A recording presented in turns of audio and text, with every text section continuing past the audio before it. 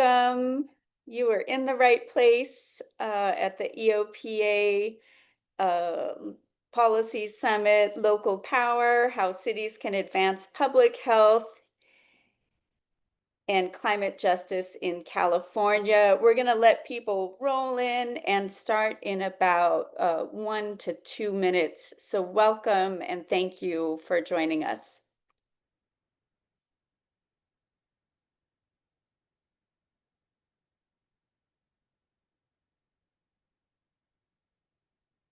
And for our backstage folks, you can put back the other slide because I'm just going to sit here and smile for a minute.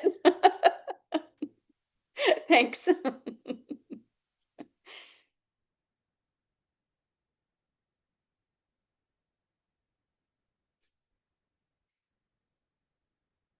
Welcome, folks. Thank you for joining us.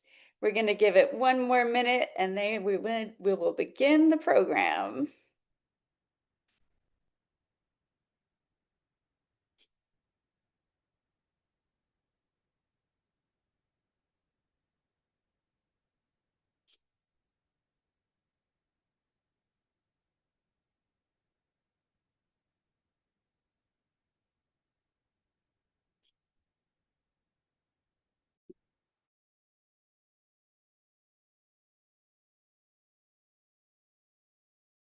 Webinar as we go.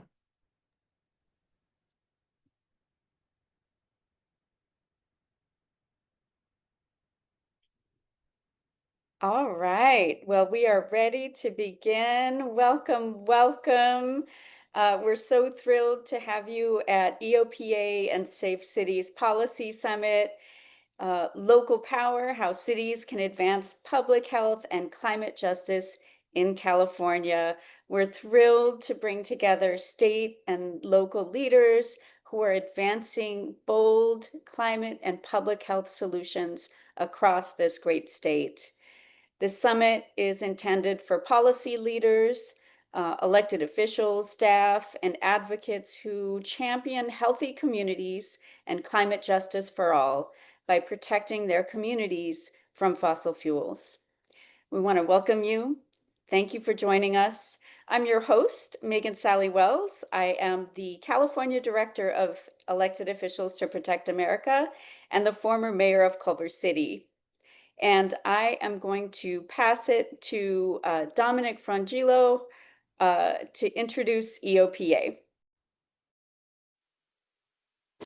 Wonderful. Thanks so much, Megan, and welcome to all of our guests from around the state of California. My name is Dominic Frangillo, and I'm co-founder and executive director of Elected Officials to Protect America. We are a network of state and local elected officials across the country committed to protecting our climate, ensuring environmental justice, and protecting our lands, waters, and democracy. And our core values are protection, that it's up to us as elected officials to protect our communities, justice, that as in our founding documents as a nation, justice for all, and prosperity, that by ensuring a safe and clean and healthy environment for all, that we will all prosper. And we're focused as an organization on enacting climate solutions. And we got our start in New York. I was a council member in many ways, working to protect our state from fossil fuel expansion with fracking. And we organized 1,000 elected officials across the state of New York and helped pass nation-leading climate law in New York as a council member in Caroline, my hometown, where I was elected. And then in California, there was an urgent need to protect communities impacted by the incredible toxic impacts, harms of fossil fuel production, including in Culver City, which is home to 10% of the largest urban oil field in the country. And so I knew who to call. Mayor of Culver City, Megan Sally Wells. And so as our founding Leadership Council co-chair in California, we work to organize elected officials since 2018 to call for a statewide comprehensive plan to phase out fossil fuels in California. We are more than 500 elected officials from 52 counties across the state calling for that statewide plan and working towards the components of that, including no new drilling permits, 3,200-foot setbacks to protect communities with buffer zones in California, and have been vocal across the state and lifting up, standing up to big polluters, ensuring that we're protecting communities and our taxpayers from the overwhelming climate damages and public health harms from fossil fuels. And we've seen and have made major progress as the state has passed nation-leading laws, 3,200-foot setbacks to protect public health, to protect disadvantaged low-income people, communities of color, those that are historically marginalized, impacted by environmental injustice. So, and EOPA has been there since 2018 here in California, doing that work together with all of you.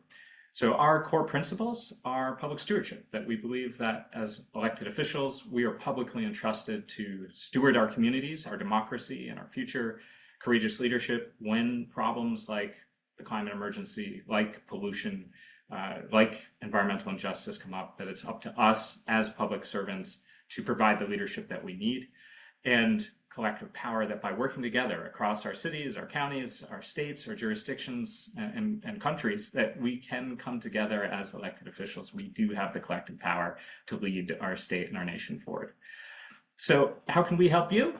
What are some of the opportunities that as EOPA do we offer to our members, our elected officials who participate with us? You can think of our work in three buckets, three arenas. The first is education. We have a certificate in public leadership. Some folks on the call have gone through it.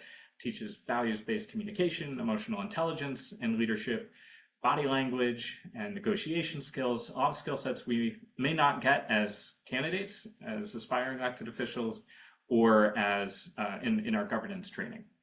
So all designed to help us be more effective, help elected officials and lawmakers be more effective in moving forward solutions. Folks compete for a policy prize, and which is $7,500, and forming policy teams. And we've had first in the nation legislation come out of that. A team that won after the Maui fires in Hawaii put in and won the policy prize for climate resiliency and mental health, that passed first in the nation legislation for Tier 1 mental health in the schools.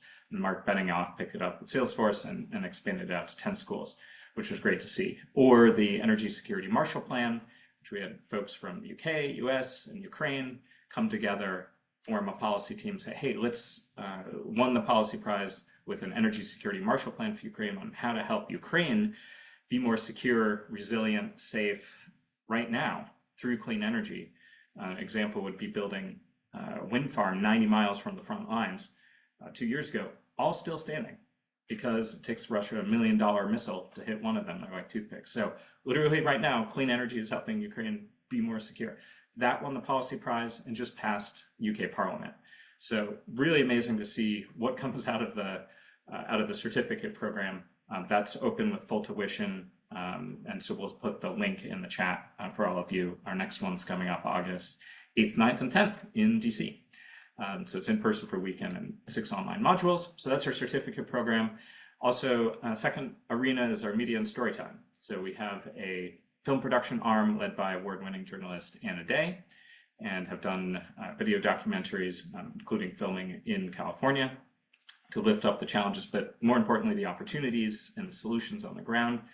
We have a news magazine that goes out to 25,000 lawmakers across the country. So if you have policies you'd like to highlight, stories you'd like to share, op-eds you'd like to share with your colleagues in California around the country, let us know. We'd love to highlight that in Protect Earth News magazine. And we also have a podcast run by elected officials and a book publishing arm through our parent nonprofit as well. And then lastly, what we're known for in many ways is our policy advocacy and organizing work. And that's working on a range of issues from nationally, internationally, statewide, and local. And some opportunities there are our 1776 Elected Official Fellowship, which provides support and staff support to focus on an issue that you'd like to organize around that aligns with our mission. Our regional summits, we've done events in California across the state and nationally, and participation in the UN climate negotiations. We've had folks, including from California, participate at the UN climate talks. And then lastly, our leadership council. So if you want to dive in with us and help shape our agenda and help move forward and provide leadership, we'd love to chat. So that's a little bit about EOPA. Looking forward to handing it back over to Megan and chatting with you as we move forward. Thanks so much.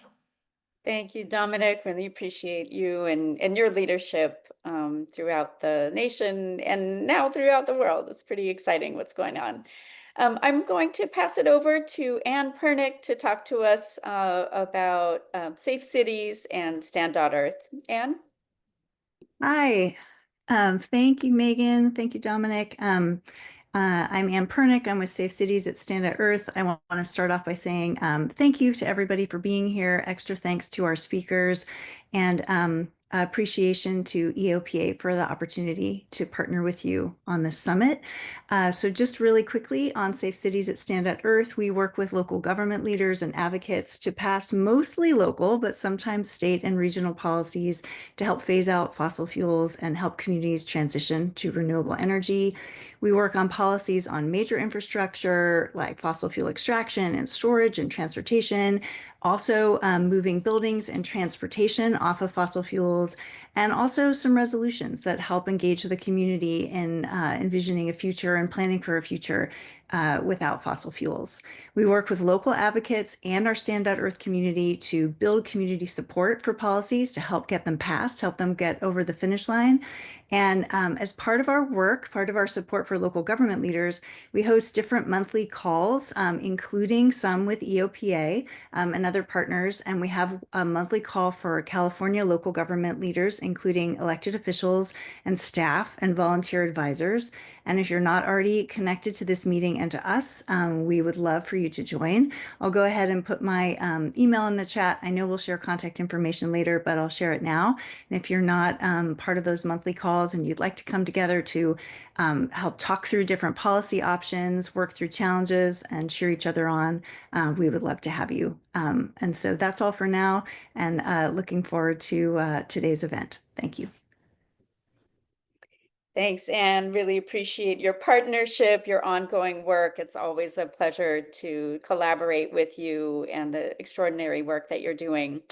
All right, so let's get into it. We have an exciting couple of two panels and a launch of local policies.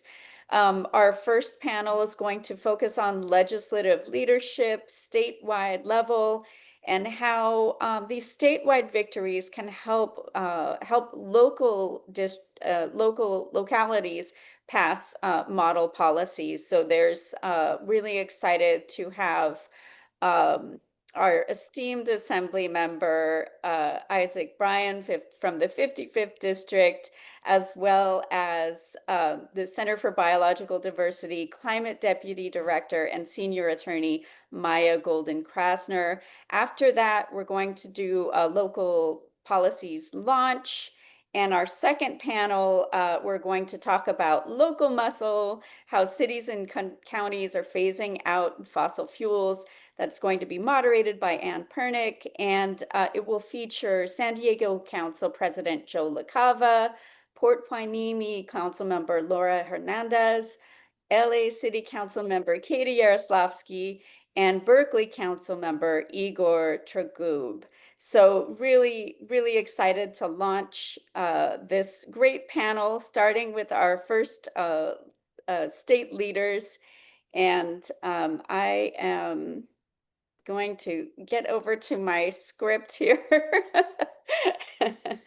and introduce our wonderful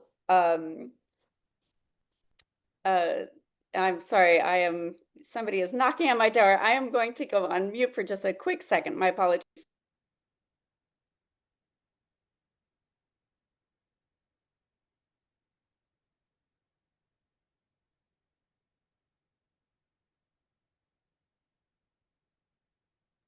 Sorry about that, my friends. So for our first panel, we have um, Assemblymember Isaac Bryan, and uh, Assemblymember Bryan is my assembly member in the 55th district. He is a champion for the environment. He is the chair of the Natural Resources Committee, and he has an impressive record in the legislature. I'm so grateful to you for your leadership, and wanted to ask you, what your priorities are, um, what's been motivating you in your environmental work, and how that translates back to your work in the community. This is one, it's really, really great to be with all of you. And that's a really reflective conversation. Interestingly enough, today is the 4-year anniversary of the day I was sworn in a special election. I didn't know that. You know how your phone does the on this day? I was sitting at lunch and I got the on this day, and it was like, oh man, it's been 4 years exactly. And we have done a lot in those 4 years. What got me interested in these issues started with neighborhood drilling in the Inglewood oil field, the Stand LA Coalition, Scope, folks on the ground in the community who were, centering the environmental impacts that disproportionately hit Black and Brown, poor and indigenous communities, from, freeway splitting to where we put our refineries to where we put kind of all of these environmental hazards. And coming into office, I'll never forget, I had a meeting with the Sierra Club, and one of the people on the call said, everybody who runs for your seat always talks about this oil field and shutting down this oil field. And why do we still have this oil field? And I was like, that's a good question you should be asking anyone who wants to represent this neighborhood. And it's a question I was asking myself in my early years in office. And one of the reasons I realized is because we've also never chaired the Natural Resource Committee. We've never been thought of as environmental leaders in South LA. Or coming from, there's never been a Black natural resource chair before me, for example. And so if you live in Wilmington and Compton and places with deep environmental hazards, then, you need to be in the room where it happens, or have a position at the table to make that change. And so that has driven me the last few years, and why I'm incredibly grateful to be where we are now, been able to do incredible things, move historic resources to our region, and to close some hazards. But we're just getting started, and we've got a lot of work to do. So appreciate that. Yeah, now I'm gonna switch to Maya real quick. Maya, you help operate the center's Climate Law Institute. You were a staff attorney for Communities for a Better Environment. You're also an adjunct lecturer at the UCLA School of Law. I think all three of us have UCLA in common. I'm a second generation grad. The assembly member is a grad, and worked at UCLA. So loving that vibe. My daughter's a student there too. So there you go. Awesome. All Add right. in- The tradition continues. I appreciate that. Maya, you have worked in environmental policy and environmental law for many years. And recently, you've had a very direct, painful experience with the climate crisis. And so, if you're comfortable sharing, can you speak about this collision between your professional life and your personal life, and maybe how it informs your work today? Yeah, so I've been working on specifically oil and gas issues for at least 15 years. First from, as you said, the environmental justice, air pollution, toxics perspective, and then adding in the climate perspective at the center. And so I live in Altadena, and I had to flee the Eaton fire and still in a hotel, waiting for State Farm to approve remediation and cleanup. And I don't know why they're being so slow, but that's a whole other issue. So I've been evacuated actually from fires before, the station fire in 2009, which was really scary, but it didn't actually leap down into the communities in the same way. Since then, we know fire intensities have been increasing, overrunning towns and communities that no one thought that would burn before. And this time, similarly, fires overran urban areas of Palisades and Altadena. And it's this combination of very dry weather and Santa Ana winds was deadly. And it used to be the case that these two seasons didn't generally overlap. But because of climate change, fire season is expanding into Santa Ana wind season and making both worse. And so now it's really hit close to home how not ready California is to protect us from the impacts of climate change. So we need to be doing two things. We need to be reducing the cause of the climate crisis, extracting and burning fossil fuels, which to their immense credit, the state and local governments, as we talked about a little bit, have begun to do. And we need to invest in infrastructure to allow the transition off of fossil fuels quickly and to adapt to the inevitable disasters that are going to get worse.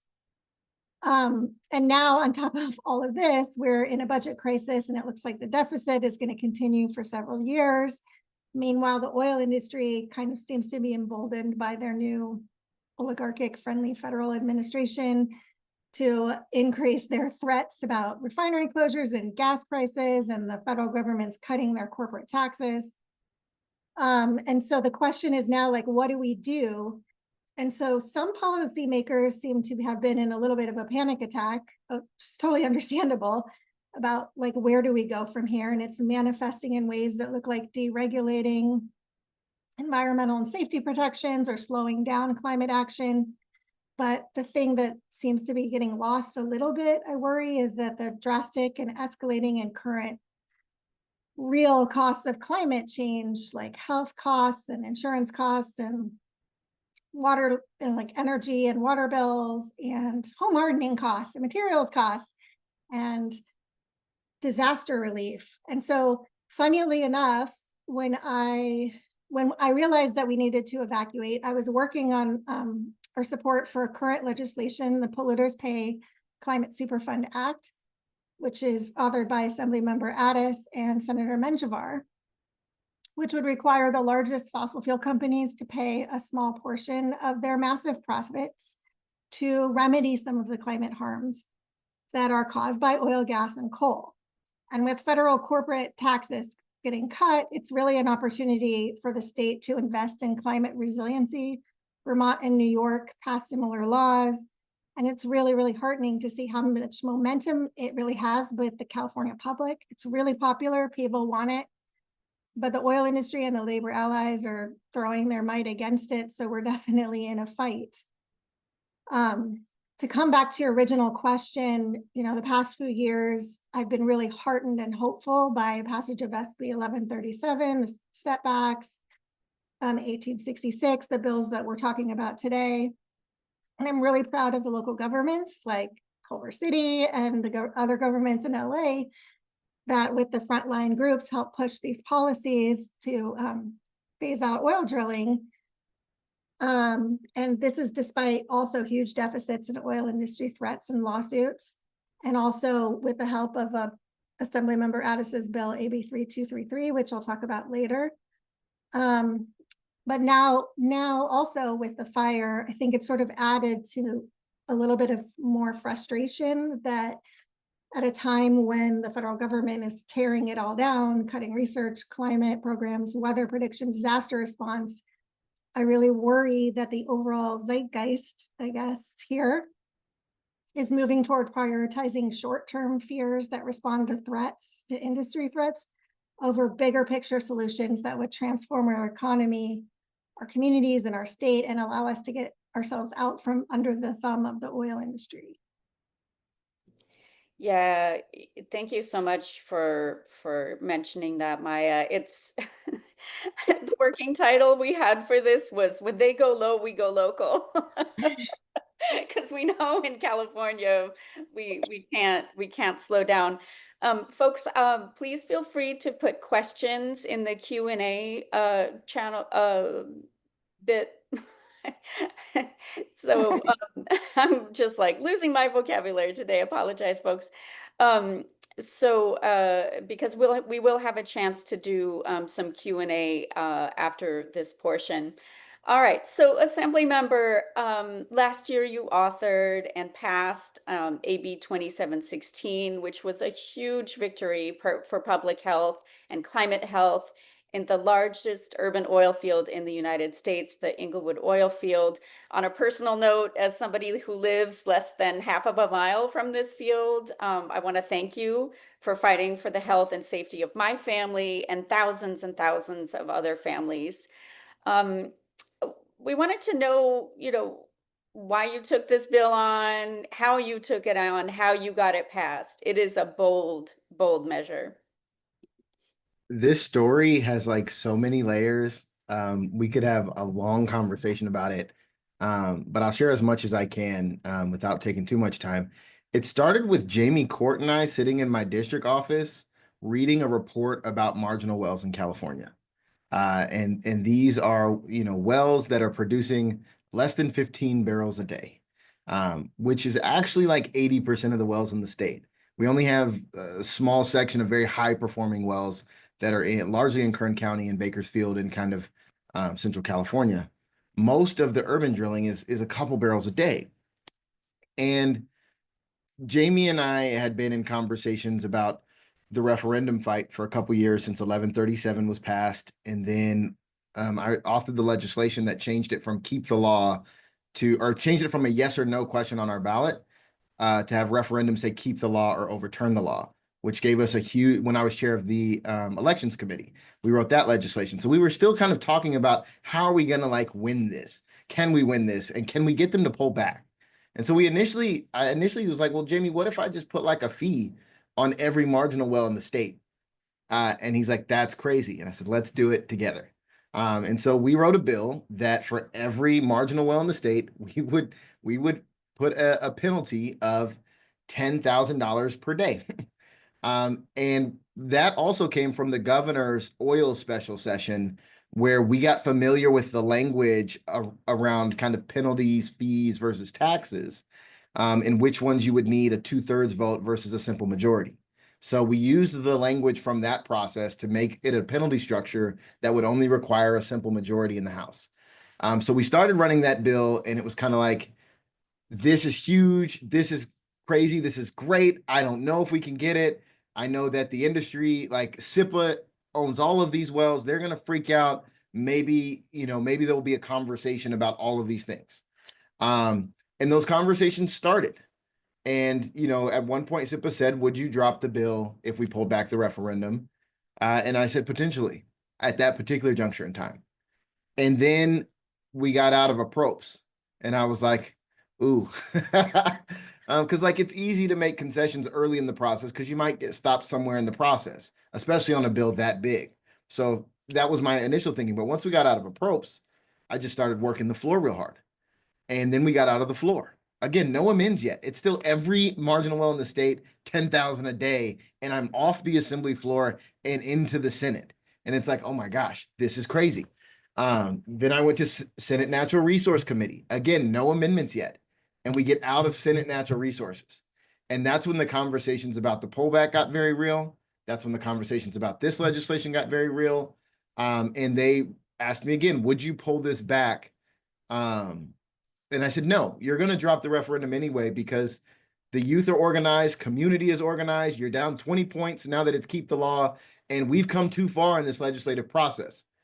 But I was being hit with the reality that I wasn't going to be able to get off the Senate floor. And that is when we made the decision with our coalition that, I care about marginal drilling everywhere in the state, of course, but my heart is in Culver City and in Inglewood and back home. And if I modify this to just be a district bill, because it is just the largest urban oil field in the state, it would be very hard for my colleagues to come and tell me I can't shut down my own oil field. And then maybe there's a pathway to 41 on the assembly and a pathway out of the Senate if I do that. And so that was the decision to narrow it to just our oil field. And it disrupted the entire oil coalition, by the way. SIPA was mad at WISPA. Sentinel Peak, who owns the oil field in Inglewood, pulled out of SIPA. They were hiring their own lobbyists. It was like chaos over how did y'all allow him to just target us?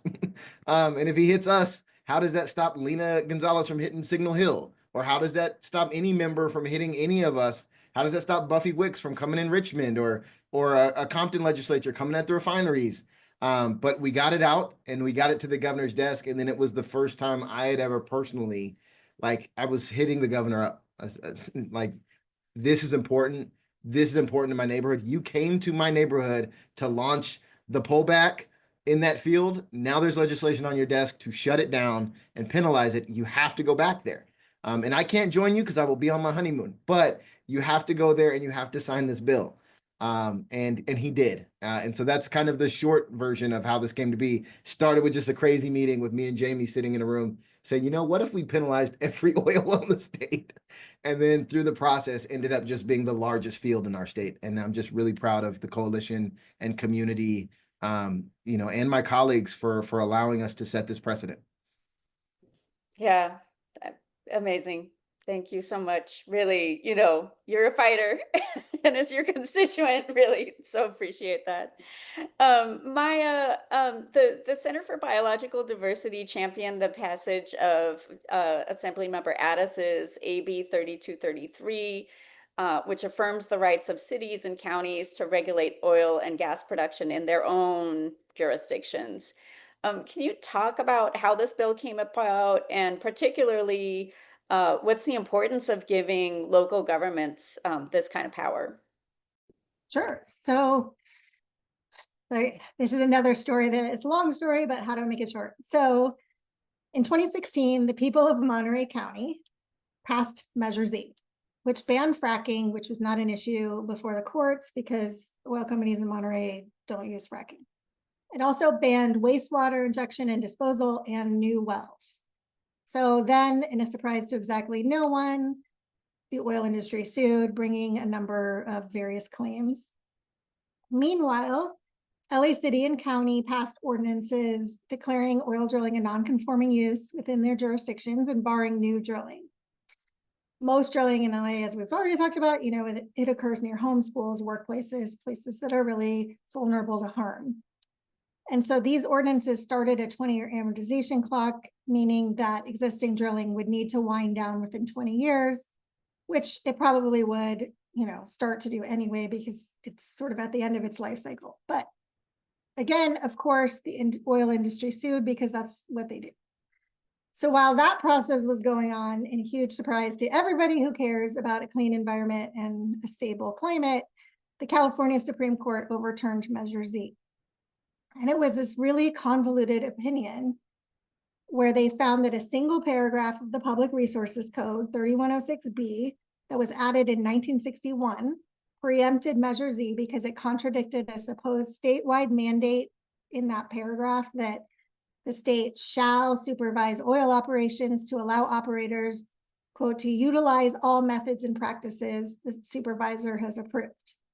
So this was a huge blow, not just to Monterey County, but to cities and counties across the state who operated on the many, many decades of case law precedent that said that they have the authority to regulate where drilling occurs, including banning it. So when the rule came down, the LA Superior Court overturned LA City's ordinance based on this decision. The judge said his hands were tied, and LA County's case was stayed. But just to show how weird the opinion is, the court reiterated that local governments do have the authority to regulate the location of wells. In fact, the court explicitly said, our narrow holding does not in any respect call into question the well-recognized authority of local entities to regulate the location of oil drilling operations.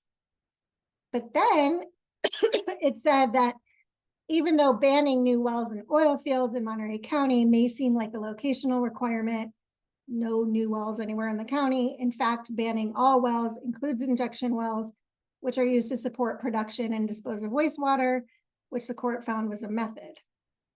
So this ruling made sense to like basically no one. So does this mean that cities and counties can't regulate the location of injection wells, but they can regulate production wells?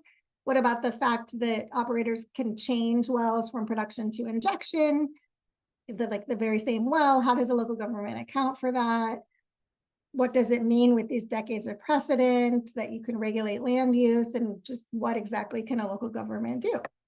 So very fortunately, Assemblymember Don Addis, whose district includes Monterey County, introduced AB 3233, which clarified and affirmed that cities and counties can regulate whether and where drilling happens within their boundaries, including regulating methods and practices, including banning drilling.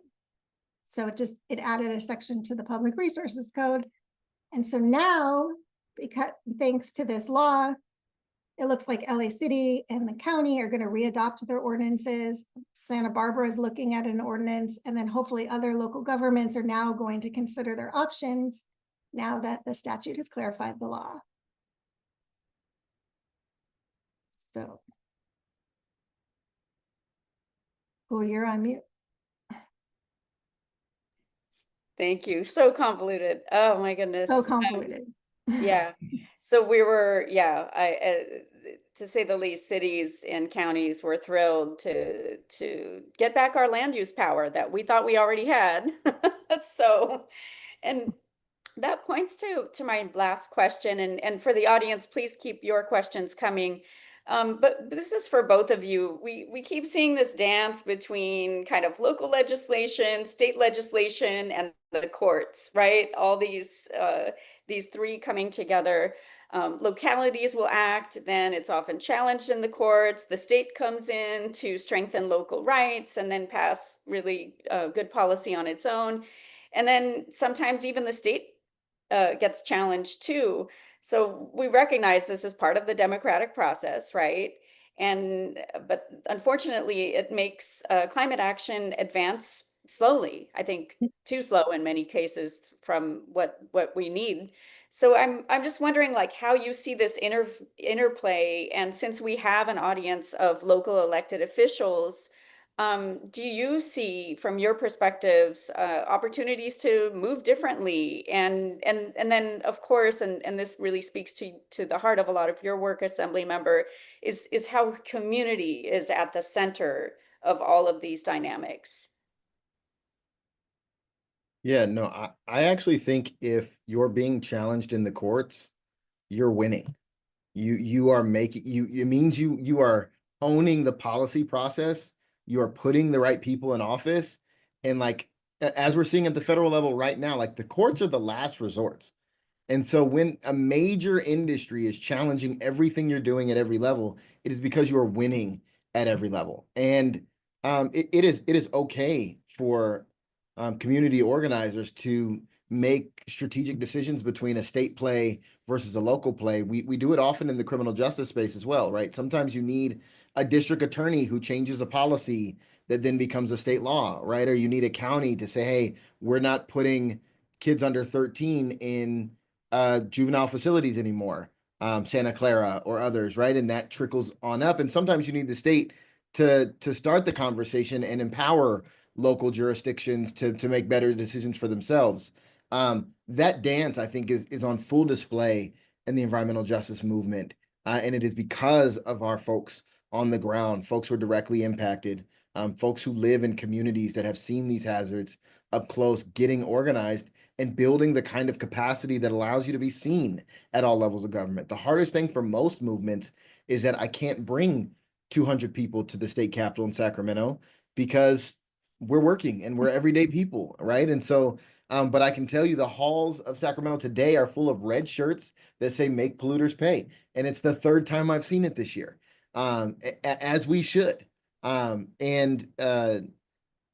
level of government is immune to this legal process. We are being sued for AB 2716, and when I got they tried to serve the papers to my district office, which is not how you serve the state, by the way. It's definitely the attorney general's problem. It doesn't go to me directly. But when we got those documents on basically Thanksgiving, my team was like, how do you feel?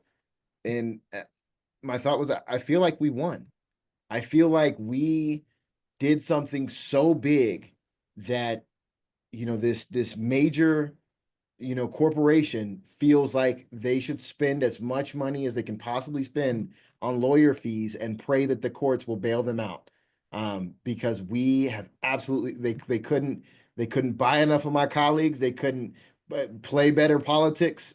They couldn't stop us because community power was that strong. And so I don't think, Megan, that this is a bad thing.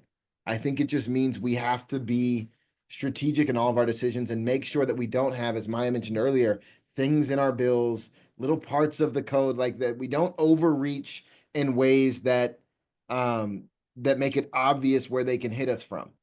We've got to stay really principled and really disciplined and really smart about building on best practices, building on examples around the country, building on our own work, just kind of stacking it on top of each other, which is how both of these measures came to be. AB 2716 doesn't come to existence if Daniel Lee and the leadership in Culver City don't kind of make the first play, right? And the city makes the next play. And so there's so much good happening that it gives me chills, and we can't stop now. We absolutely cannot stop now. And I'm really excited about the future of California's climate leadership in this moment that seems very dark for the rest of the country and the rest of the world. Yeah, I love that the view that if we're in court because they're challenging it, that we've won, because we cannot be afraid of their threats that they're going to take us to court. We go against them all the time. Sometimes we win, sometimes we lose, but we're not going to make, they're going to sue, and we're not going to make progress unless we are willing to stand up to them. So I think I really like that. We had a case where SIPA filed a slap suit against us and against Youth for Environmental Justice, like youth groups, and against the city. And then, and the slap suit it's really intense, and it lasted years and years, and we won. And when we went to collect our attorney's fees, they declared bankruptcy suddenly. And as soon as the bankruptcy process was done, literally like the next week, they raised millions of dollars to put the ballot measure to overturn SB 1137 on the ballot. So, we just have to keep going and just not give in to what their bullshit, and just try to really stand up to them. And I think that, having community involvement and movement building helps brings these issues to the legislature, to local governments, to show that the changes that people want, like, I don't any longer want to live next to oil drilling. I know now that is bad for my health. Our science has shown that. So, I think that movement building, local government, state government, it's all, this interplay is so important to our democracy. It's like, I think Justice Brandeis said that states were laboratories of democracy, and in some ways, so are local governments in California, playing off of the state. So, yeah. I appreciate that. Assembly member, what's in the future? What are you working on? Well, I used to run from kind of the Trump proofing California thing, because basically from the time of the election in November till January, folks really didn't want that for some reason. It was almost like we wanted to see him mess everything up before we were willing to fight back again. And that blew my mind. But now it seems like, in fact, I saw a poll today that we're all just very angry, and we need to turn that anger into a righteous defense of our state. And that means making sure that any changes that he makes at the EPA and at the federal government, that California can buffer our natural resources, and the progress that we're making. As you see, they're rolling back many of our clean air and environmental regulations that we've put into place, some that are world leading. I'm also not giving up on putting clean air, clean water, and a healthy environment in our state constitution. Part of the whole thinking of that push initially was just to give us more tools to assert our state rights against a federal government that is outright hostile to us. And my colleagues were not ready for that when we first came into that. And maybe it was kind of a hopeful that we don't need to do this because he won't win. But now he's here, and it won't protect us from everything. But I think as we're gearing up for a change gubernatorially. As we've had this change nationally, I think it's really, really important that California put some deeper stakes in the ground about who we are, what we stand for, and why it matters for the rest of the country and the world. And then in the meantime, I'm going to do my best to call balls and strikes in the Natural Resource Committee. It is very hard. It is very, very hard. Maya has given some incredible testimony at times. I show up every possible way I can, but it is certainly not an easy committee to navigate. But I'm going to do my best to continue to have it lean and lead towards righteousness and the things that we all believe in. But that's what's on the docket for me in the immediate and hopefully winning this court case against Sentinel Peak so that we can begin to start shutting down that field by 2030. Yeah, I was one of those polluter pays red shirts in front of your committee a couple of weeks ago, and just really appreciated the way you were holding that space and hearing from everyone, because we know from a labor perspective, there are real questions, and listening to one another, respecting one another throughout the process is really how we get it done. Um, we have a question from the audience, which actually is going to help us transition into some of our local conversations. So here's the question. What other local policies or actions would you suggest for communities affected? We were mentioning state policies, but maybe this is more a question for Maya on a local level, what is that we can be doing to advance climate justice? Oh, so many things. No, that's a great question. I think something that would be really helpful is, as we've been, sorry, Bengals wants to join us. As we see that oil is going to phase out eventually, we need to start thinking about who's going to be on the hook for cleaning up the mess afterwards. And so one thing that local governments could do is to really look at what are the financial requirements that these oil companies have right now on their oil fields, and maybe add some bonding requirements or financial assurance requirements onto local permits for oil and gas drilling to ensure that the taxpayers aren't on the hook, but the oil companies are, especially as they're some of them are trying to offload them onto companies that don't really have the resources to clean them up. So I think that's something that's going to become a bigger and bigger issue as we go forward. Some of the other things I've been thinking about with rebuilding in the communities is just to think about, like, really strategically about how we rebuild.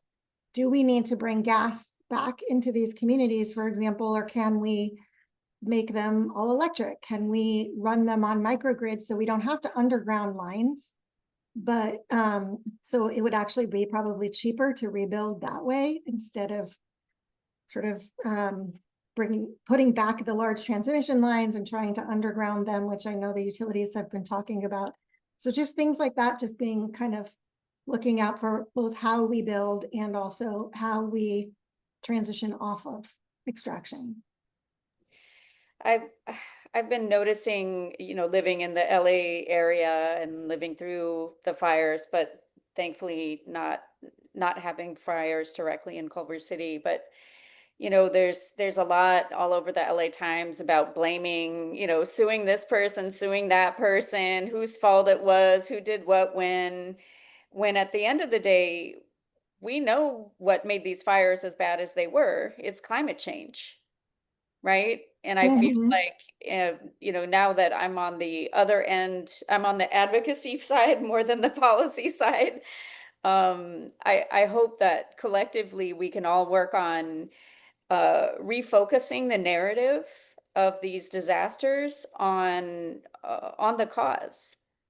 Right. Yeah, I definitely agree. I mean, look, everybody is paying for these disasters, even the utilities to some extent, even though they pass on a lot of their costs, but to ratepayers, but and the insurance companies to some extent, even though State Farm is busy raising our premium left and right, but while we're in a hotel, but everyone's paying for it except for the fossil fuel industry. They're not. They spent 70 years gaslighting us to block climate action, and they're the only ones not paying. And they have huge profits. So yeah, we do need to start to reframe and look at how can we look at the mess they made and have them pay some to remediate this mess and to make us more climate resilient going forward. Yeah. Yeah. Well, my assembly member, so thrilled and so honored to have this conversation with you, to dig down into these really difficult policy issues, but also kind of get into the details of that, how they happen. And I'm even though it's a really hard moment, I find myself really enthusiastic about the movement building that is happening right now that you're seeing, Assembly Member, in Sacramento. And and I think that working together, really collaborating together is what's going to see us through. So just appreciate your vision, your fight, and your hard work. And Maya, best of luck in sorting through the horrible insurance issues and rebuilding your neighborhood and your community. Any final words of wisdom as we leave? No, just Maya, we're all with you. And sorry that you've been impacted by those fires. Well, thank you. And thank you both for your fight as well. Thank you. Really appreciate you both. All right, now we are going to transition. My colleague Angel Alfaro is going to talk to us about EOPA's local fossil fuel policies. So I am going to hand it over to Angel. Hello, everybody. So lovely to see you here. So, hi, my name is Angel, and yeah, I am a program coordinator here at the EOPA, and I am proud to be the one to launch our newly updated local government action on fossil fuels list. So this list is essentially meant to be an inspiring, informative resource, and its goal is to move you to action. So one of the great things about government policies is that there's no copyright on them, right? They're designed to be models that you can adapt to fit to your community's needs, so there's no need to reinvent the wheel. This list was created through our work with elected officials who are environmental champions and with the help of our partners, including Safe Cities and the Frac Tracker Alliance. And yeah, its purpose is to merge all of these different government actions and policies meant to combat fossil fuels around the state and bring them into a single location for your convenience. So how do you access this list? I will show you actually on our website. So if you go to the EOPA website, under projects and EOPA California, you will see a tab titled Local Policy Action, and it will bring you directly to this.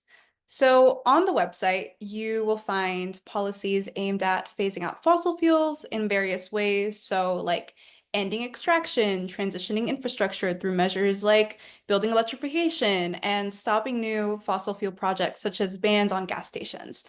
So each policy here includes the jurisdiction, the year passed, and a direct link to it.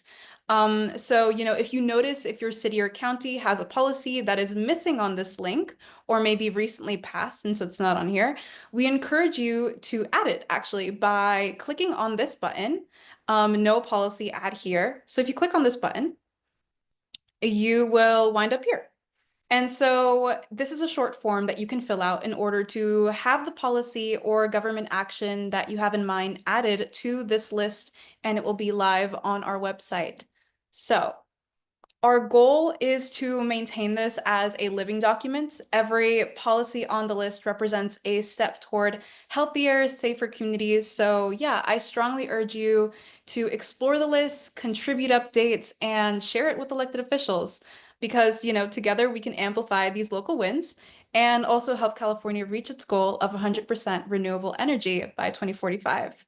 So yeah, thank you. And I am going to pass it over to Anne. Oh, and it has about 300 and something policies, 350.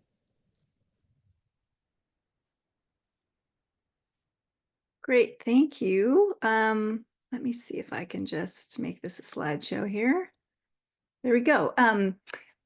We are a big believer in this policy sharing. I love how you said that there's no copyright, Angel. And we have a resource that we also hope helps with this. It's on our Safe Cities website. It's called the Safe Cities Map, and that's the address right there.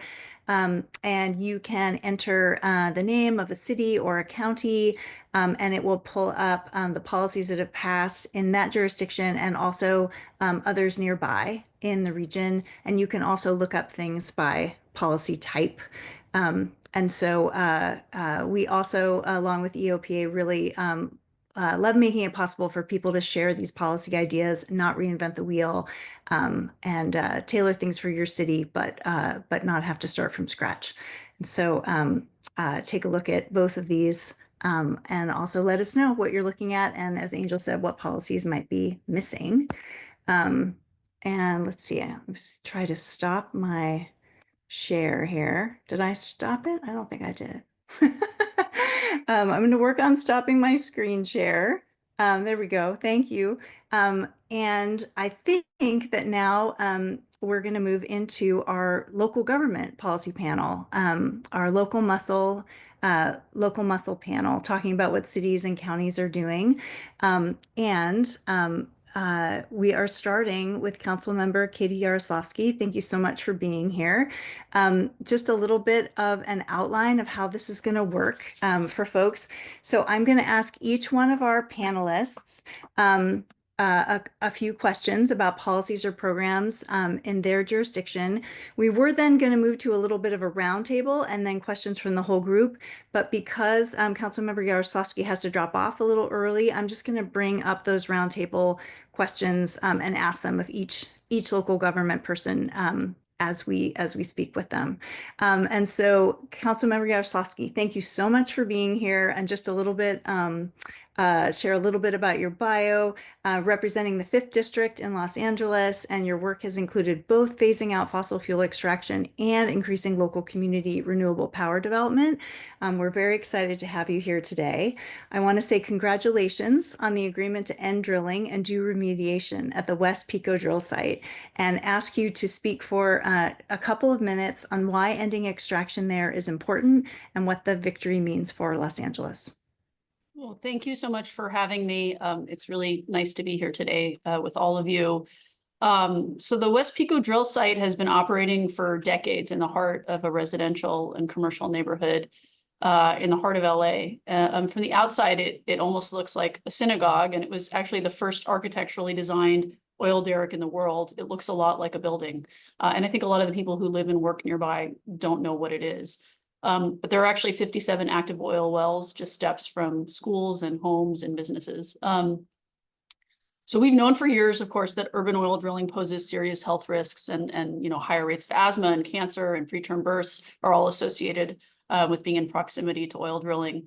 And it's, I think, really important that no one lives near an obvious and known public health hazard. So ending drilling at this site is going to be a huge win for public health and for environmental justice and for the community.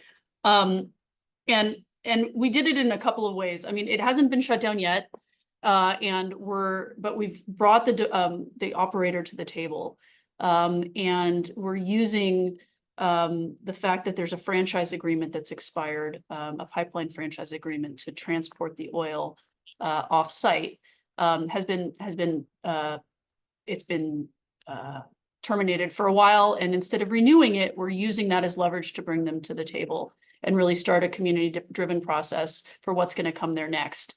So the timing on phasing out the wells and transforming the land to a new use. And so we're doing it in one part of the city, but I really see it as being a model for what a just transition in Los Angeles can look like. And because we have new amortization studies showing that most sites in the city of LA have already paid off their costs, that gives us additional leverage to bring them to the table, have them move quickly, and come up with a proposal that the community actually wants rather than having something foisted on them. Amazing, amazing. And I also wanted to ask if you could tell us a bit about how how this deal connects to actions by other local governments, the broader movement to protect communities and transition away from a fossil fuel economy. Yeah, so this is really part of a much larger much larger narrative and timeline and story. And you know, what we're doing here didn't happen overnight. It's the result of years of work by community leaders and advocates and public servants and electeds who sort of refused to accept that oil drilling belongs in our neighborhoods. And you know, people like Megan Solly Wells and coalitions like Stand LA would help spark really the movement that made this possible. Before I joined the city council, I was working for Supervisor Sheila Kuehl when LA County voted to phase out oil extraction. And around the same time, the cities of Los Angeles and Culver City adopted similar policies with a 20-year phase out timeline, or earlier if the drilling sites had recouped the cost of their value of their investment. And so, you know, obviously the oil industry pushed back. They've always pushed back. Lawsuits were filed. But you know, and we lost some litigation because of state court action, and then the state stepped in, and we all know sort of how we got here. But while all that was happening, my team and I started looking for every tool we could to accelerate the transition at the sites operating in our districts. And as I said earlier, one of the biggest levers we found was pipeline franchises, which are these agreements that allow oil operators to move fossil fuels off site through city-sanctioned pipelines. And so we moved to terminate that expired franchise agreement. Usually they're just sort of renewed pro forma, but we decided to push back and say, no, in fact, we don't want this thing operating here. And that brought the operator to the table. And you know, that paired with the ongoing litigation and the new ordinance that the city is set to adopt, hopefully very soon, you know, sort of put the pressure on to bring them to the table sooner. And, you know, I think the bigger picture really is that local governments can and must lead, and the industry, of course, is going to fight us at every turn, but we know what we need to do, and we have a path and the clear mandate now from the state. And so it's incumbent upon all of us to sort of take those tools that we've been given and just sort of move, you know, with clarity of purpose and strength, to make sure our communities have, you know, the clean air and the safe neighborhoods and the bold leadership that they all deserve. So that's kind of, I think, how we got here, and you know, we're still very much in it, and but moving in the right direction, and looking forward to getting it shut down as quickly as possible. Amazing. And can you talk a little bit about some of your other priorities while you're also still making sure that this is done and done right? So yeah, I mean, we're doing a bunch of stuff, you know, focused on Department of Water and Power, which is the largest municipal utility in the country, LADWP, moving towards renewables, creating a more resilient system. So that's something that we're focused on. I'm the vice chair of the city's Energy and Environment Committee. Also really focused on local water and trying to get us away from so much imported water and the unreliability that brings and causes. Also building decarb, you know, needing to start a bit over again with that because of the Berkeley case. So there's a bunch of stuff where, you know, it's 2 steps forward, 1 step back, but we're pushing on all fronts. And then I would say the other thing, sort of climate related, is really around transportation and the intersection of sort of a well-connected city and housing being in places where people take transit and where people work. And so that's happening right now in Los Angeles in a big way with the Purple Line extension of Metro bringing the West Side mass transit for the first time in 60 years. And that'll be a game changer for huge swaths of Los Angeles where a lot of the jobs and good schools are and economic opportunities. So connecting the rest of the region to that is exciting, and also to UCLA. So there's a bunch of climate and climate adjacent work that we're focused on because of the powers that we have at the local level. A lot of that has to do with land use and transportation planning. Great. And then also one more lighthearted question that I'm going to ask everyone is, where is someplace in your case, Councilmember Yaroslavsky, I want to say in your district, what's a restaurant in your district that you encourage people to check out? So My family's favorite restaurant is Taste of Tehran, which is a Persian restaurant on Westwood Boulevard, just south of UCLA. It's fabulous.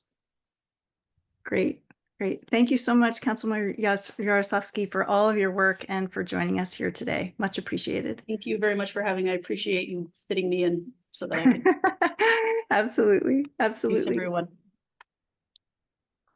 All right, next on our panel is Councilmember Laura D. Hernandez from Port Hueneme. And let me just make sure that we've got her connected on video. Let's see. There we go. Hi, Councilmember. How are you? Hi, how are you? Good, welcome. Thank you so much for joining us today. I'm going to do just a very quick intro and then we'll start with our questions.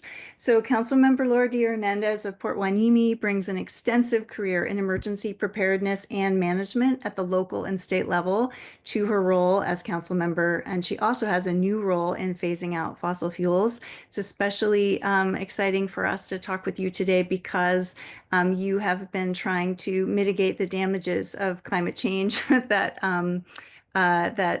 both directly and then also through policy work. And so connecting all of this is really important today.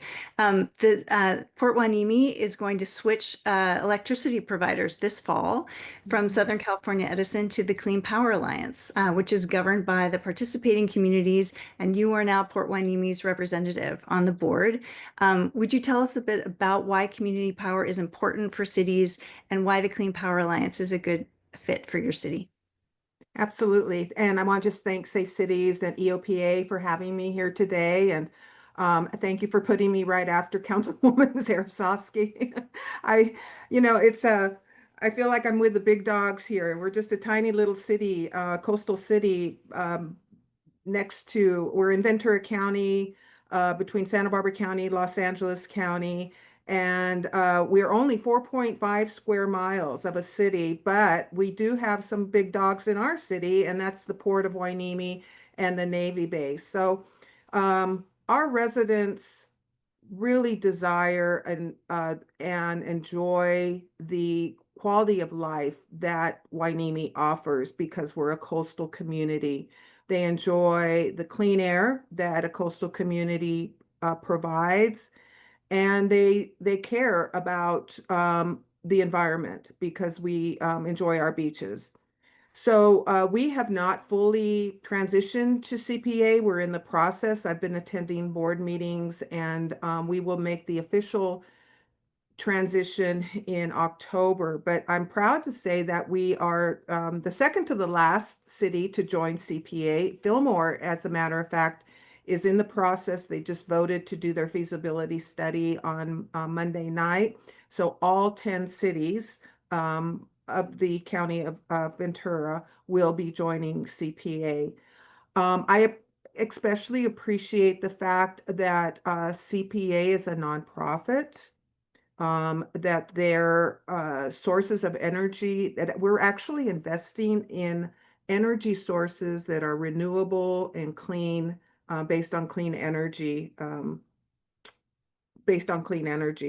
And I think that we like having options, we like having choices, and our residents can choose between the three levels that are offered through CPA.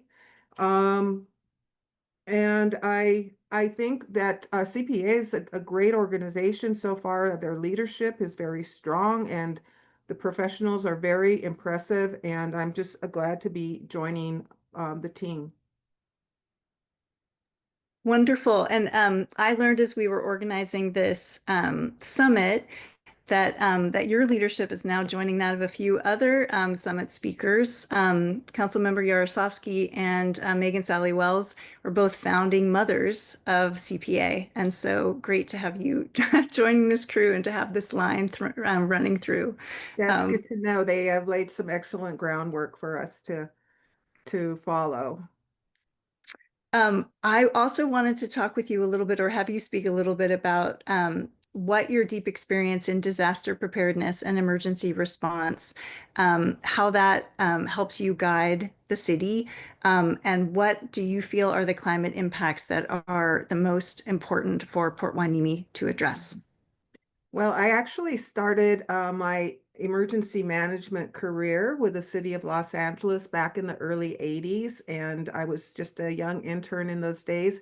I worked with Zeb Yaroslavsky back in those days when Mayor Bradley was in charge, and I was staffed to the city's emergency operations organization. In those days, it was all about earthquake planning. And from then on, I went to the city of Santa Monica, where we experienced the Northridge earthquake. And then from there, I went to County of Ventura, where I was in charge of the disaster preparedness program there.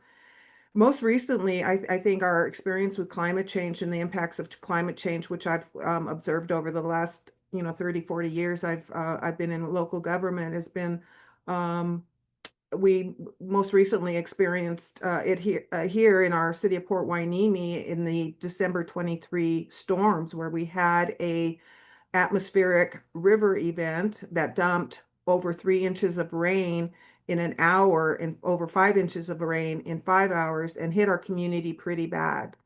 Definitely driven by climate change. It was a fluke. It had never happened before in our city. We were not as prepared as I would hope we would have been. Um, I do try to offer my advice. I'm an elected, I'm not staff, so the most I can do is try to help educate my fellow council members on the importance of being prepared, on the importance of having a plan, and the for response of all hazards, and not just floods, fires, earthquakes. For all kinds of technological disasters as well, and to make sure that our personnel are trained and prepared to respond, and that we're aware of the resources that are out there, that we're organized, and that we can deliver services to the community to help them best recover and bounce back from a major disaster. Then this for us, this flood was significant because it hit a community of retirees, fixed incomes. A lot of them did not have flood insurance, and we didn't meet the threshold for FEMA assistance. So they were really on their own, and we had to depend on volunteer agencies to help come in and do the heavy lifting of pulling up carpets, pulling out drywall, moving heavy appliances, and helping these people get back on their feet and rebuild their homes. Thank you. I think I went off on a tangent there. I wasn't sure if I completely No, answered. no. No, that's perfect. That's perfect. And what are some of your additional priorities in terms of environment, environmental justice, climate justice? Well, our city is, because we're part of CPA now, I've been trying to push for the development of a climate action plan. We have because we're a coastal community, like many coastal communities, we suffer from sea level rise and coastal erosion. And we really need to get a handle on whether or not our existing strategies for dealing with coastal erosions are going to work in the long term. Right now, we are on a 2-year biannual dredge cycle where we get sand from the harbor and from the port when they do their dredging, and they put it on our beach to protect our infrastructure and to provide the beach, which is a huge amenity economically for our city. And so we work continuously with our legislative reps on the state level and the federal level to make sure that funding is there to protect our beaches. As I said earlier, we have the Port of Hueneme in our community, and we have the Navy base, and those are key critical infrastructures along with our city that we need to protect from the sea level rise and coastal erosion. So that's one of our priorities, and I think a climate action plan is next on our list. And I'm hoping CPA they help in a lot of ways, and I'm hoping that they will help us with that process.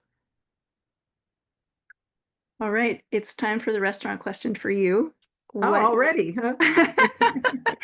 what is a restaurant that that you recommend in Port Hueneme? Well, being the small city that we are, we don't have a lot of restaurants, but we have a lot of diversity in our city, considering our size. Hold on, I got a spam call. My favorite restaurant is called Yuno's, and this chef there cares about the food he prepares. He uses all natural ingredients, and he does amazing lasagnas. And he's not open all the time, so you got to catch them at the right moment. But when he's open, I try to encourage people to go there. He's a little secret in our community. So. Wonderful, wonderful. Thank you, council member. And we'll go in just a few minutes. We'll go to questions from the audience. So please stick around and thank you so much for being here today and for all of your work. All right, we are going to bring in Council President Joe LaCava from San Diego. And there we go. Hello, Council President. How are you? Good, Anne. Thank you very much for the invitation from Safe Cities at EOPA. Very excited to be here. Really great to have you here. And so just brief bio on you for everybody. Council President LaCava is a licensed civil engineer, bringing extensive expertise on land use, housing, infrastructure, climate change, and the environment to the role. And Council President, I wanted to speak with you about transportation policies in San Diego. And the Port of San Diego has made a first in the nation purchase of something called eWolf. And would you tell us what that is and how that fits into the maritime clean air strategy for the port? Absolutely. Very excited to talk about that. Of course, the Port of San Diego is responsible for the tidelands here in San Diego Bay. City of San Diego is one of the member agencies that participates in the port. And the port has had a very ambitious, very aggressive maritime strategy because they have put it simple, two responsibilities. One, preserve recreation opportunities around San Diego Bay, but also preserve the working waterfront, which is an important part of our local economy. And a lot of that working waterfront is up against residential neighborhoods. So the impact of that working waterfront can really impact our environmental justice communities, especially in terms of air quality. So they've been on an aggressive path to really be able to meet that challenge. And as you mentioned, the eWolf, that first in the nation electric tug, because I think we're all familiar now with passenger cars and light duty trucks about being able to electrify that, but it's really the heavy duty workhorses that are the bigger challenge. And the eWolf is an example that a tug can actually be a part of the port experience and be all electric going forward. And that's just one thing that the port has done. They also converted their diesel cranes to all electric. We imported those from Sweden. We now have the largest, most powerful cranes on the West Coast. They're now all electric. The other thing we do, we have a lot of cruise ships that come into San Diego Bay. And traditionally, cruise ships would just sit there with their diesel engines running to electrify or to operate their cruise ship while they're in port. We created electric shore power so that the cruise ships could hook up to that, turn off their diesel engines, and preserve that air quality. And again, it is part of our climate action plan, the port's climate action plan, but it's also that impact on our environmental justice communities and really thinking about air quality. Our next challenge is the diesel trucks that pick up the produce from the working waterfront, from the container ships that come in, and how do we electrify those trucks and give them secure routes so they can deliver out into the local economy. So that's going to be our next step. So it's really about thinking globally, greenhouse gas reduction, but it's also thinking about locally and the impact that can have while preserving a good economy. And that's one of the points we try to make. We can do climate action, we can reduce greenhouse gases, and we can have a strong economy. Oh, really exciting. Yeah, there are several I didn't know about the cranes. That's really exciting. Yeah. Wonderful. And you started talking about some of the other transportation decarbonization and wanted to give you a little more room to talk about some of the other transportation policies in terms of passenger cars and buses. And then also wanted to ask you about how the uncertainty in the statewide steps, how that's affecting San Diego. So uncertainty around advanced clean cars and clean trucks and fleets and the impact that's having on your work. Well, that's a great question. And so let's tackle about what we're doing. So at the City of San Diego, we're a big believer that we can't expect our residents and businesses to make the change if we as a city haven't done the hard work and made that commitment as well. So we have in our climate action plan, like cities up and down the state of California, we have a goal of zero emission vehicles by 2035, 100% of cars and light duty trucks, and then a 75% goal for medium and heavy duty. So every day we're thinking about how we actually can help meet that goal. Tough economy makes that a little more of a challenge these days, but we're really committed to that, as well as expanding the locations of electric charging. So we're taking advantage of the parking lots at our libraries and our parks as convenient places for people to charge up, so they don't have that insecurity of running out of power. But I also sit on the SANDAG, which is our Metropolitan Planning Organization, as the vice chair. So we think more regionally about how do we give people real options to get out of their cars and take advantage of transit, biking opportunities, walking opportunities. And in that regards, what we've done a couple of things about that. City of San Diego, we got rid of parking minimums. Especially in our areas close to high quality transit, whether it's the trolley system that we have, that is one of the highest used in the country, or our bus system, or making it easier to bike safely or walk to where you want to go. So it's really a combined effort at multiple levels. I know sometimes we get accused we want everybody out of their car. We want to make it as easy as possible for you to get out of your car, to give you an opportunity to live near where you work or shop and play, to give you some real options that are both safe and convenient and reliable. So we tackle it many different directions. As you said, we're kind of in a different era right now where there's a lot of confusion. You know, on one hand, I've been very proud to be a Californian because we're a big enough economy that if we set an ambitious goal and direction, the rest of the country, and more importantly, the manufacturers will follow us. Now we've got a lot of noise coming out of Washington, D.C. That doesn't seem to like California's approach to solving our climate change issues. And so we're monitoring that very closely because key part of that is, in fact, providing those incentives to convert to all electric vehicles or even electrify your homes or businesses to make sure the tax credits are there. And the key thing is, I know that we all talk about, is just that uncertainty that has really spread coming out of Washington. Something gets threatened today, maybe it's withdrawn tomorrow, maybe it's actually authentic. So we're monitoring very, very closely. And I know California is going to remain strong in this conversation. We understand what climate change is about and what we need to do to contribute to our fair share of resolving that problem. Great. What are some of your other priorities outside of transportation? Well, housing is probably the number one issue in addition to climate change. How we, in fact, San Diego has become a very expensive place to live. And our economy, of course, supports very good, well-paying jobs, but there's also low jobs in the lower income sectors. And so that becomes a particular challenge. It leads to an increase in homelessness. And how do we solve that, where we really rely on that state and federal funding? Again, a lot of noise coming out of DC about whether those federal dollars will be there, as they've been for years in the past. And how do we meet that challenge? On the housing, you know, back in the day, suburban sprawl was the way to build inexpensive housings that folks could afford.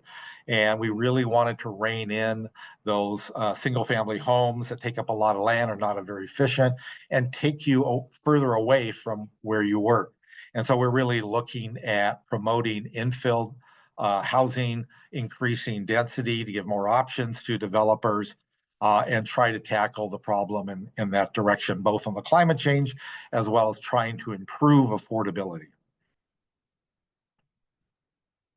All right. And this is our lighthearted question for everyone. What is a restaurant that you recommend people try in San Diego? Well, you realize that's a very dangerous question, especially for a city as big as San Diego. But I'll respect the question. You've got to go for fish tacos as a food choice. Oscar's small operation does fantastic fish tacos if you have the chance to be down in the beach area. I'm partial to Italian food, so I'll give a nod to Caesarina out in the Point Loma area. Both excellent choices. Wonderful, wonderful. Thank you so much, Council President, and hope you can stay around for a few minutes because we'll have some questions from the audience. And thank you so much. Okay, thank you very much, Jan. All right, we are now going to go to Council Member Igor Tregub from the City of Berkeley. Great, see your video there. Hi, Council Member. And good afternoon. Good afternoon. And I just, people say last but not least, and that is especially true for me in this case, because I'm going to talk with you about a favorite climate and environmental justice area for me, which is buildings. And so I'm so happy to have you here. A little bit about Councilmember Tregub. Relatively new to the council, but with a long history of work with the Sierra Club. And Councilmember Tregub was recently elected to the National Sierra Club Board. Congratulations on that. Very exciting. And so I wanted to ask you to talk about the policy, the groundbreaking policy that Berkeley recently passed to reduce air and climate pollution from existing homes. Well, thank you so much for the question, and just want to mention what an honor it is to join such incredible and impressive panel of experts, and very happy to hear that one of a place that I considered my home for many years, Ventura County, is about to have its entirety joining a community choice agency. Our counterpart is the EOPA Energy Board. So thank you. Berkeley has a number of firsts, and the latest one that I was very excited to be a part of this year was our building emission savings ordinance. So how we got here, Berkeley is, we have a 9-county Bay Area strategy, which recently passed 2 appliance rules that are meant to lower nitrous oxide or NOx emissions, and specifically requiring that starting in 2027, smaller buildings, and starting in 2031, medium and large buildings will no longer have gas water heaters. And starting in 2029, no buildings will have gas space heating.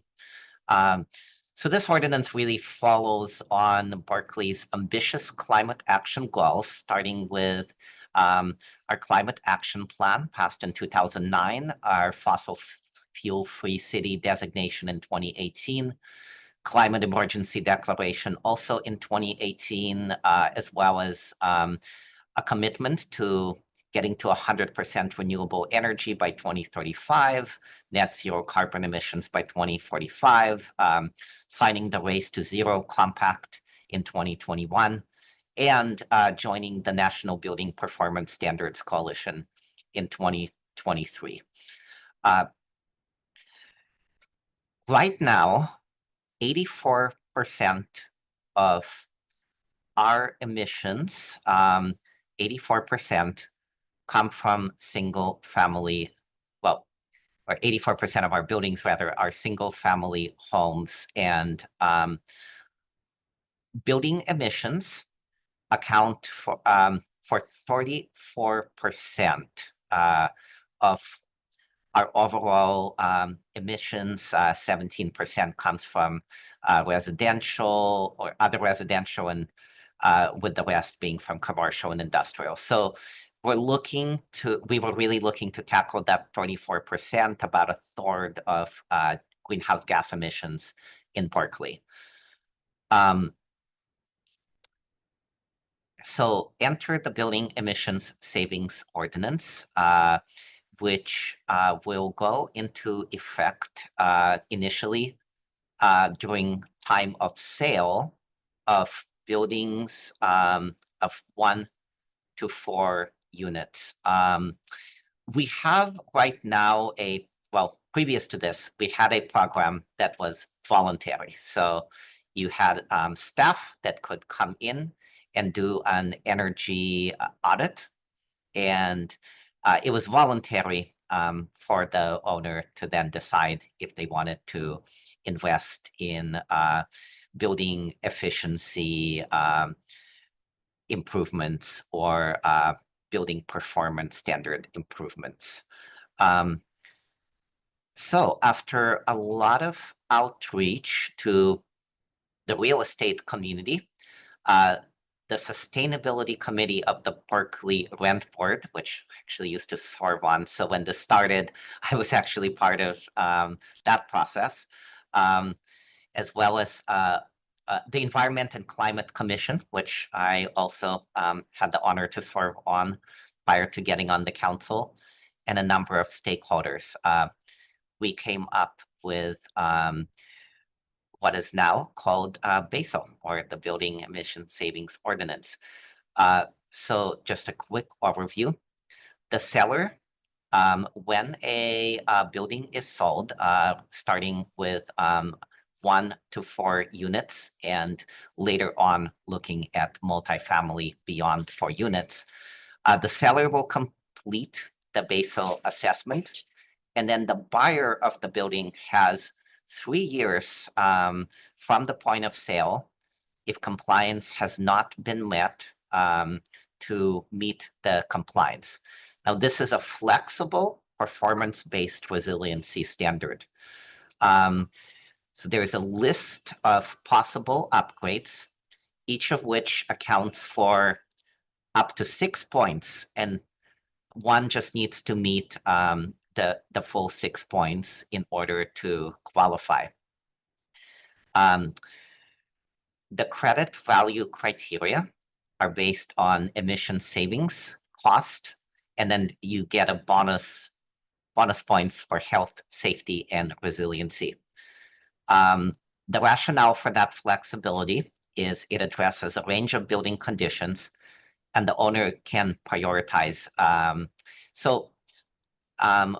Right now, you can get the full 6 credits based on emissions or cost savings for heat pump water heaters, heat pump HVAC, knob and tube replacements, smart panels, solar PV and storage, and main panel upgrades. I will make that an asterisk because that was one of the ways that we were able to accept some last-minute amendments from the real estate industry in order to get to a unanimous vote of this ordinance on the council.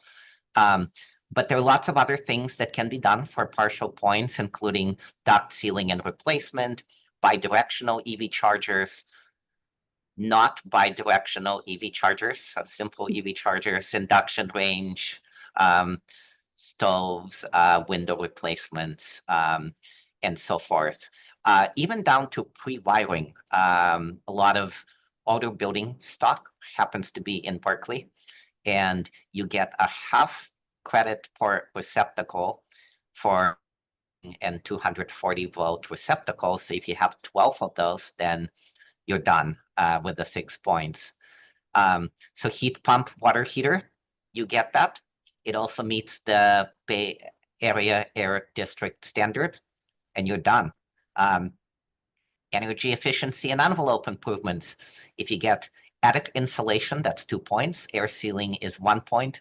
Duct sealing and replacement is 3 points. You're done. You're electric ready, preparing for compliance to upsize panels and replacement, or just get a smart panel. That's a full 6 credits. You're done. So the improvements to homeowners are improving comfort and indoor air quality, increasing safety, and decreasing utility costs. And I can, council member, yeah. oh, I was just going to jump in and say it's exciting to think about what this will mean for the community over time, how buildings will get modernized and, as you say, be cleaner and safer,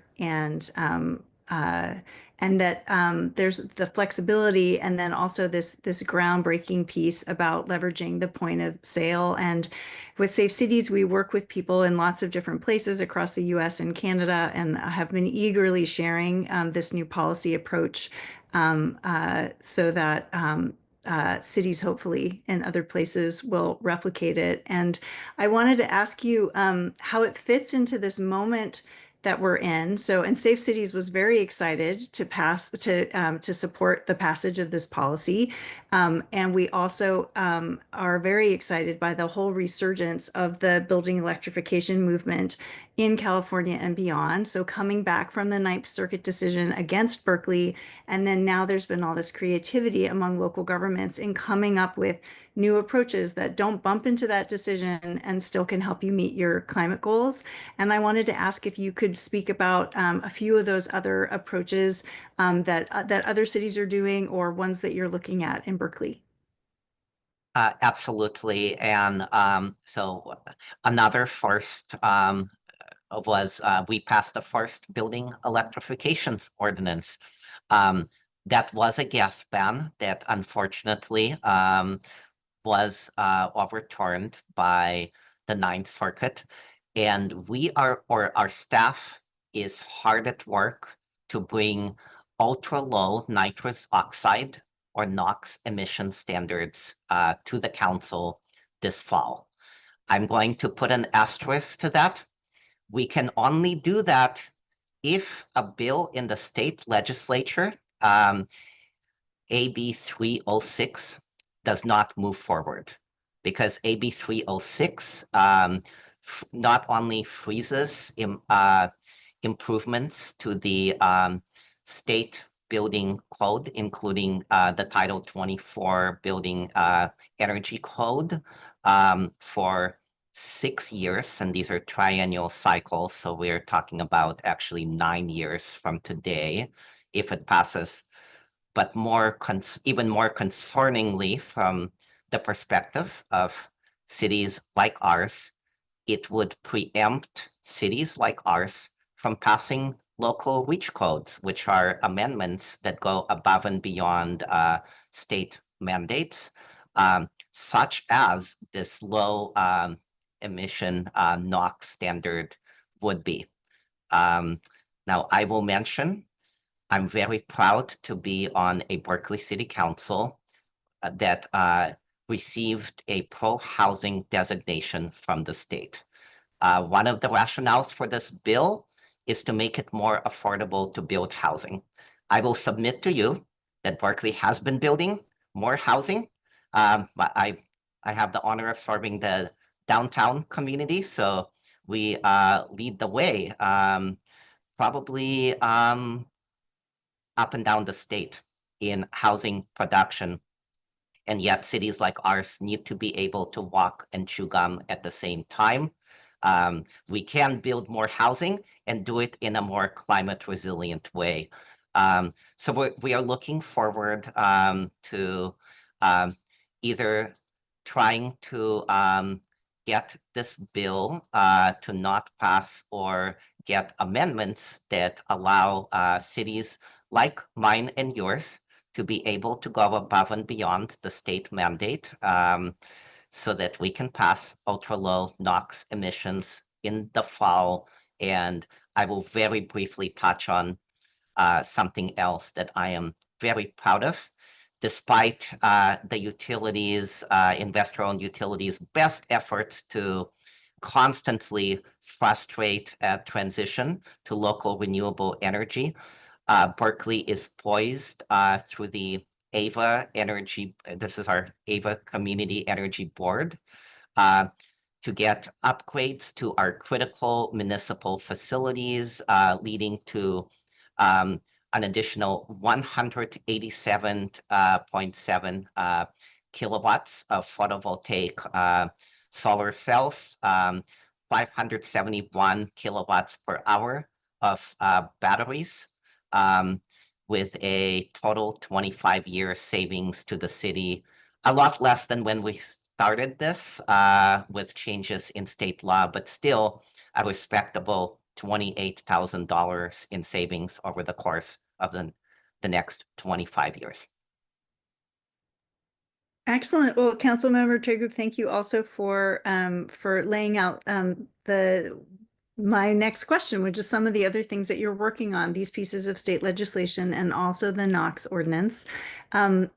Before we go to Q&A with the audience, and I want to encourage people to put your questions in the Q&A tab. Before we do that, what is a restaurant that people should go to in Berkeley? Yeah, so downtown Berkeley includes well over a quarter of the restaurant volume in Berkeley. So for very understandable, hopefully, reasons, that is an impossible question for me to answer. That would be like picking among my children. But I will tell you, we are proudly in 2 weeks hosting the annual Taste of Berkeley Fair. And so you can come in 2 weekends from now to, I believe this is June 8th, any of our restaurants and taste the best pizza, the best cuisine of any ethnicity or nationality. I welcome you to downtown Berkeley, and we will roll out the red carpet for you and would be very happy to give you a tour, including our incredible restaurant scene. A very diplomatic answer. Very good. Thank you, Councilmember Tragroup. And we're going to now move into Q&A with the audience. We'll bring up everybody's, maybe we can, the folks, I appreciate very much doing things behind the scenes. Maybe you can make me smaller and the other folks bigger. So I have some questions that I wanted to run by you all. What are some of the big challenges? Not that you haven't touched on these at all, but just to bring this to everybody, what are some of the big challenges facing local governments trying to move forward on policies? How is this different from, say, last year at this time? And how can advocates help you? How can community members help you? We'll just do this as popcorn style with people speaking to any questions that are of interest to them. Do we have someone who wants to jump in? Well, I'll give it a go. I think we appreciate cities like Berkeley who are on the cutting edge of some of these challenges and kind of disrupt the status quo and take the brunt of lawsuits. I think that's one of the challenges is how far we can go and how far we can push before the industry pushes back. But again, California has been such a great leader in these conversations. And I think, funding some of these things, I've been a big advocate to try to say any of the climate action things we do should really just be integrated in our annual work plans. And if we're thoughtful and careful, then we should be able to afford them in terms of the regular business that we're doing. But I think convincing our constituents that these are worthwhile efforts, whether it's bike lanes, transit, electrification, I think those are all the challenges. So I'm going to say pushing the edge, funding, and then convincing our constituents these are the right thing to do for the right reasons. Thank you so much. And I will piggyback off of that and say that just as this is a time for continued advocacy at the state and federal levels, and even at the federal levels, and shout out to Megan Solly Wells, who is also on the board of the Sierra Club, for even with the horrible, the big, bad, horribly horrible bill that passed. There were some ways in which it could be even worse for the climate, and through advocacy by cities and everyone, those got thrown out of the bill. And there is a question whether this bill will pass in its current form anyway. At the state level, there are, the state too, like many of our local jurisdictions right now, are contending with historic budget deficits and are having to figure out how to do more with less. And what I will say, though, to that point is we have to keep up the fight to tell our local legislators, who I believe largely are well-meaning and trying to do right by the climate and by their constituents, that sometimes not every problem will look like a nail that needs to be hammered. And I will provide one specific example. There is a bill, AB 942, which will basically remove the provision of a 20-year contract for rooftop solar incentives at point of sale, hurting renters and property owners in particular of multifamily housing in the process, because on average, when multifamily housing is built, it turns over every 6.5 years if it's market rate, 15 years for nonprofit housing. And these pro formas, especially now, are very, very narrow. So anything that increases the cost will either cost the nonprofit developer more money to build the housing, and as a result, it may not get built, or if it's already built, it will be passed on to the tenants that are having to pay the rent. And so I have an item coming to council in Berkeley next Tuesday in opposition to AB 942, as well as another item in support of the Polluters Pay climate package, which you heard about already from Assemblymember Brian. So local advocacy is really important. And we must, especially right now, continue to really interface with our state representatives to let them know that constituents do support continued climate legislation.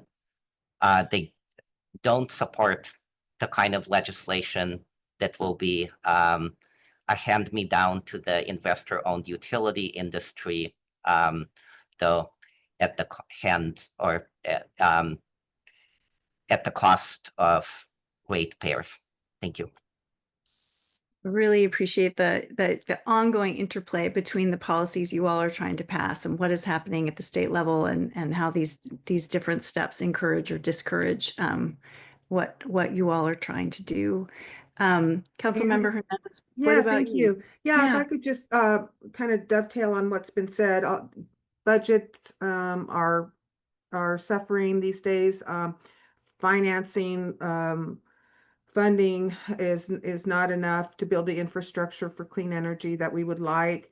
And as a small city, we don't have the bandwidth in our staffing to even delve into these issues and find solutions. So when organizations like EOPA and Safe Cities come around, who can be strong advocates for local governments, then that's so helpful, because sometimes when you're sitting on a city council, you're the only person who might be championing clean energy initiatives.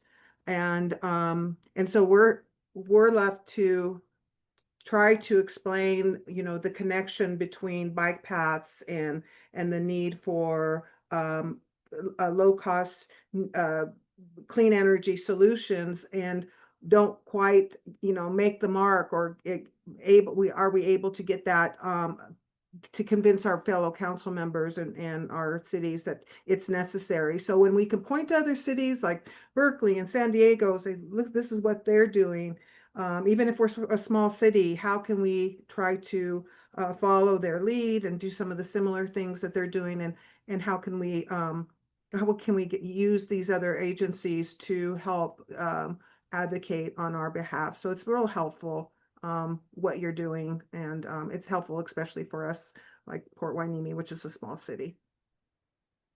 Yeah, and I really appreciate that point, and it can go both ways, right? Between small cities to large cities and large cities to small cities.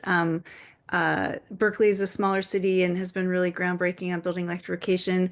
Culver City, a smaller city, was really inspirational in the drilling phase out, and so it's really wonderful the conversation that happens, between leaders in these different cities and how people can take an example from one place and apply it someplace else. And definitely getting very excited about all the great things going on at the ports in San Diego and also the port of Hueneme. Lots of great programs already in place and more change on the horizon. Last question for now. Oh, here it is.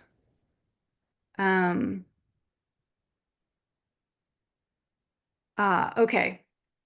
This will take us a little bit into what Councilmember Hernandez talked about, but I think it's good to talk about now. I'm going to broaden it a little bit from the question that Banush phrased, and just talk a little bit about renewable energy in your cities, and just if you could each just take a minute to talk about what is happening in terms of renewable energy development. And for Councilmember Hernandez, you talked about this a little bit, but maybe you can talk a little bit more about any specific projects that that you're excited about. And this will be our last question, and then we'll go to closing remarks from Megan. Certainly, thank you.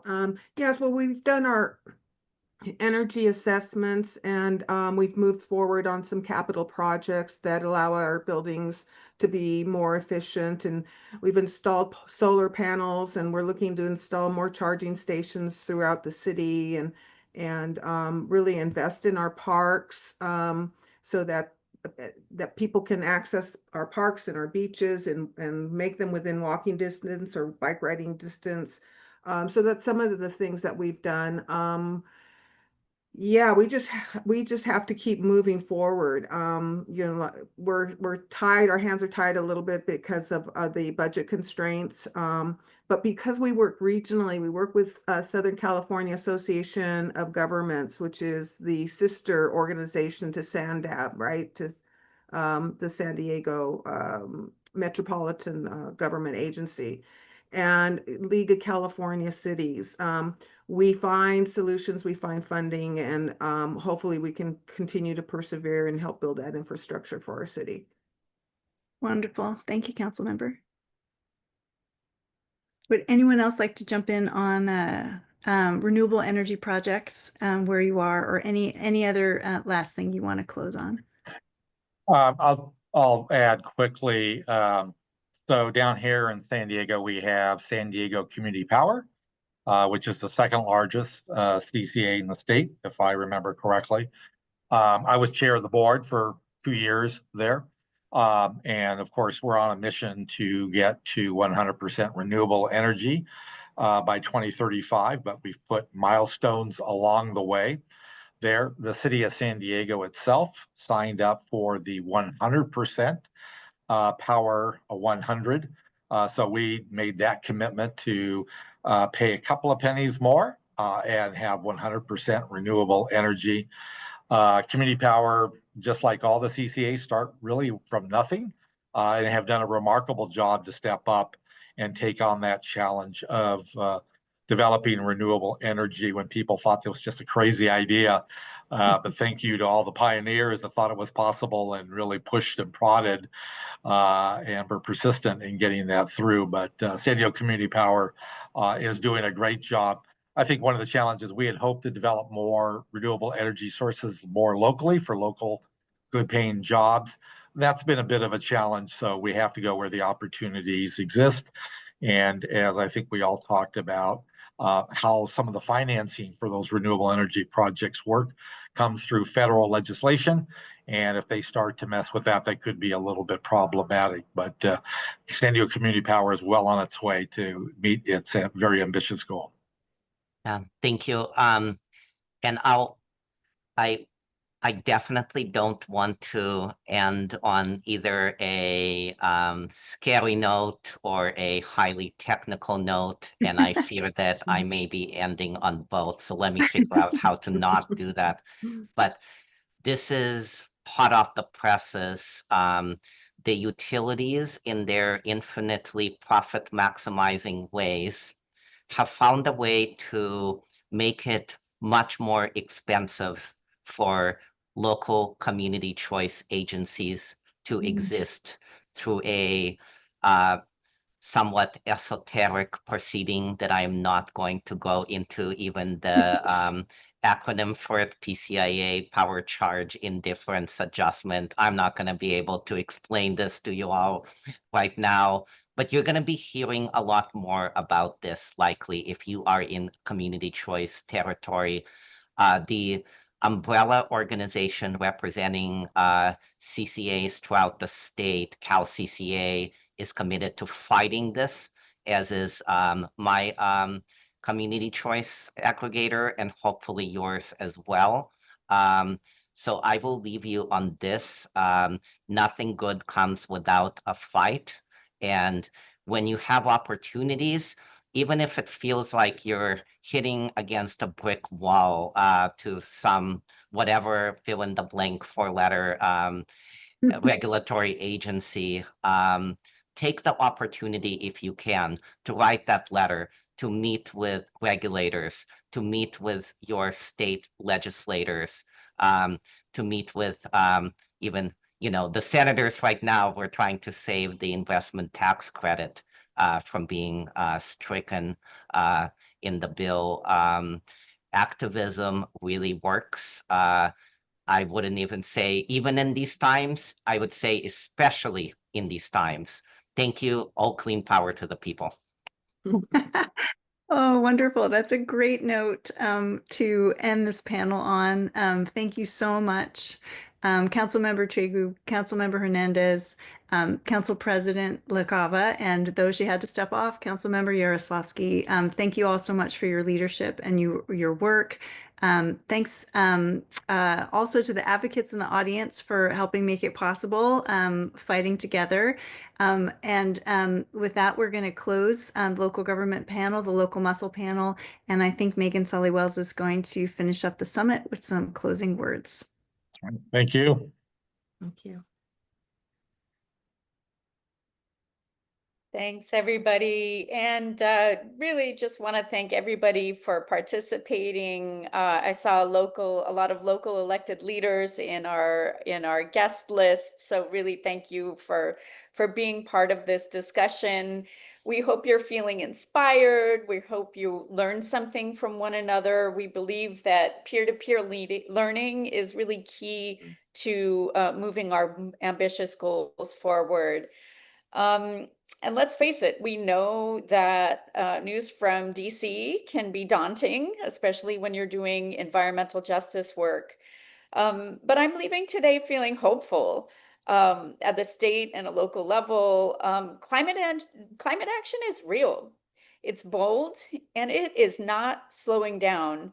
The leaders you heard here today are not letting outside forces stop their environmental actions and their environmental ambitions, because we're rooted in the needs of our communities.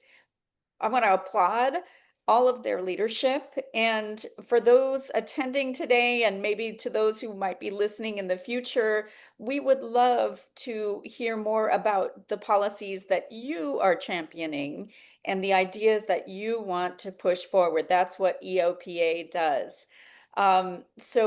Angel, I'm going to ask you to put in the links that I sent you. I'll encourage folks to connect with me directly and our team. My email has been put in the chat. And then once again, sharing the local policies. We have the link to the local policies. Please inspire yourselves from these other policies that are around, and then go add your own. We want to hear about your victories and spotlight them as well. We also have some important sign-on letters on our website. These are also going to be in the chat. We have a letter about oil and gas that's been signed by over 500 current and former elected officials throughout the entire state.